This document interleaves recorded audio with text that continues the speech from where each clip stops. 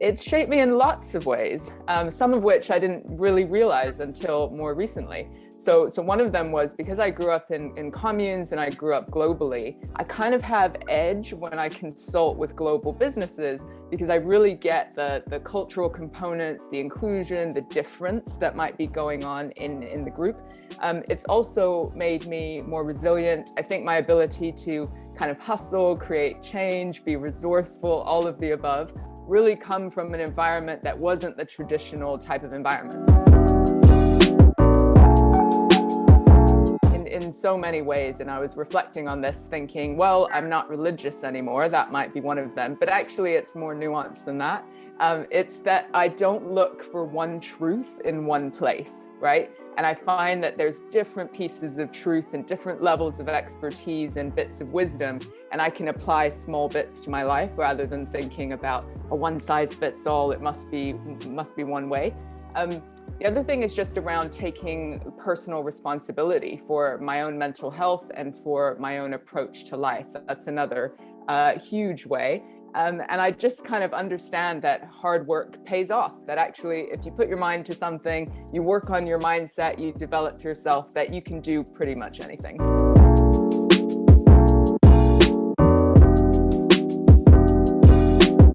I think it was really gradual. So people often look for the big kind of lightning bolt epiphany of, from one thing to another. But actually, I think the reality is often the seed of doubt and questioning people's behavior versus what was being believed or spoken about as truth. I did have some rock bottom moments though. And so after I'd left, that was actually when all the trauma and all the big kind of things needed to be worked through. When I was in it, I felt very safe in a way because I was more controlled in my thinking. But when it opened up that the whole world kind of was like, ooh, where do I stand? Where do I go with this?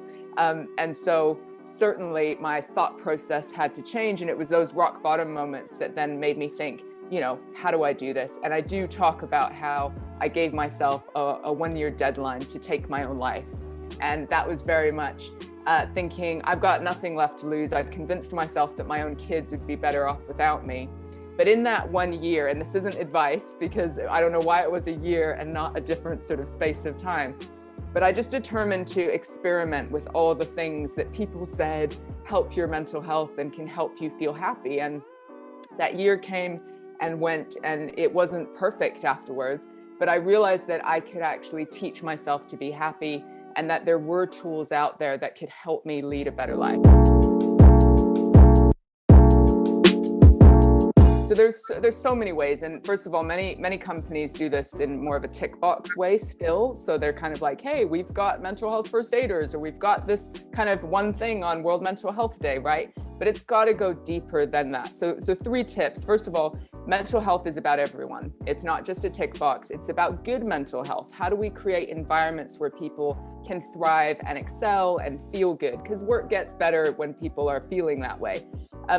Number 2, have a strategy. And what I mean by that is it doesn't have to be complicated, but it's having a vision of where you're trying to get to.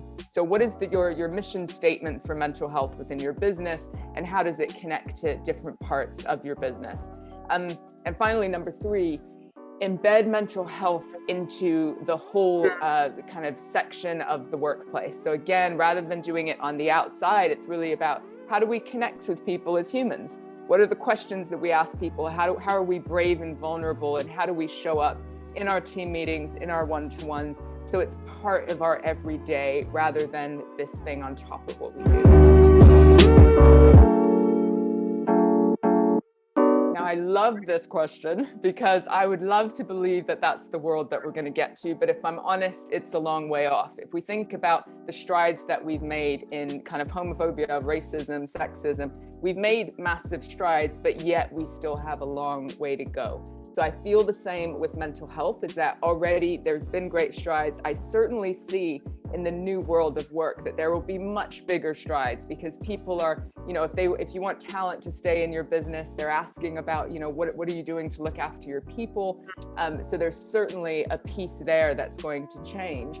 And yet I feel like because of old school thinking, because of fear of opening up, we still definitely have a long way to go.